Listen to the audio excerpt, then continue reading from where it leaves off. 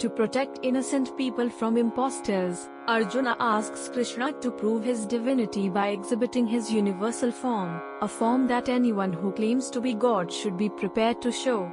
Krishna gives Arjuna divine vision by which to see the brilliant, glaring, unlimited universal form, which reveals, in one place, everything that ever was or now is or will be. Arjuna offers obeisances with folded hands and glorifies the Lord. Krishna then reveals that except for the 5 Pandavas, all the soldiers assembled on the battlefield will be killed. Therefore Krishna exhorts Arjuna to fight as his instrument and guarantees him victory and a flourishing kingdom. Arjuna requests Krishna to withdraw his fearful form and show his original form. The Lord then exhibits his 4-armed form and at last his original 2-armed form. Upon seeing the Lord's beautiful human-like form, Arjuna becomes pacified. One who is engaged in pure devotional service can see such a form. Who is more perfect? Arjuna asks, the devotee worshipping and servicing the Lord's personal form or the transcendentalist meditating on the impersonal Brahman? Krishna replies, the devotee who fixes his mind on my personal form is most perfect.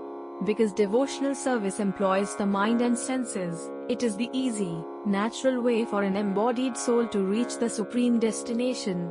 The impersonal path is unnatural and fraught with difficulties. Krishna does not recommend it. In the topmost stage of devotional service, one's consciousness is totally fixed on Krishna. A step lower is the practice of regulative devotional service. Lower than that is karma yoga, renouncing the fruits of action. Indirect processes for attaining the supreme include meditation and cultivating knowledge.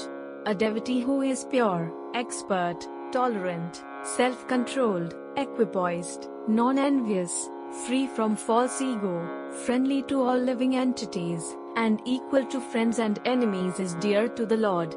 Arjuna wants to know about Prakriti, nature, Purusha, the enjoyer, Kshetra, the field, Kshetrajana, the knower of the field, Jnana, knowledge, and Nyaya, the object of knowledge.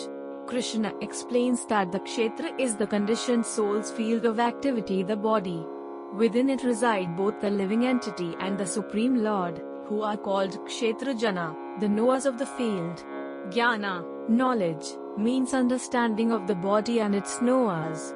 Knowledge involves qualities such as humility, non-violence, tolerance, cleanliness, self-control, absence of false ego, and even-mindedness amid pleasant and unpleasant events.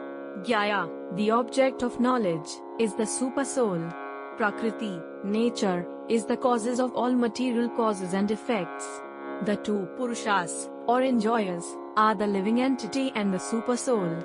A person who can see that the individual soul and the supersoul remain unchanged throughout various types of material bodies they successfully inhabit and is said to possess the vision of eternity.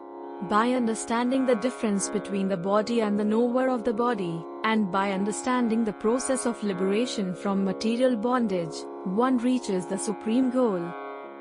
The total material substance is the source of the 3 modes of material nature, goodness, passion and ignorance. These modes compete in exerting their influence upon the conditioned soul. By observing the modes at work, we can understand that they are active, not we, and that we are separate. In this way, the influence of material nature gradually diminishes and we attain Krishna's spiritual nature. The mode of goodness illuminates. It frees one from all sinful reactions but conditions one to a sense of happiness and knowledge.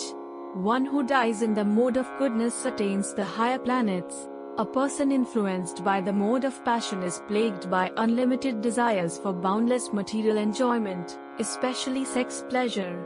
To satisfy those desires, he is always forced to engage in hard work that binds him to sinful reactions, resulting in misery. A person in the mode of passion is never satisfied with the position he has already acquired. After death, he again takes birth on earth among persons engaged in fruitive activities. The mode of ignorance means delusion. It fosters madness, indolence, laziness, and foolishness. If one dies in the mode of ignorance, he has to take birth in the animal kingdom or the hellish worlds. A person who transcends the three modes is steady in his behavior, aloof from the temporary material body, and equally disposed towards friends and enemies. Such transcendental qualities can be achieved by full engagement in devotional service,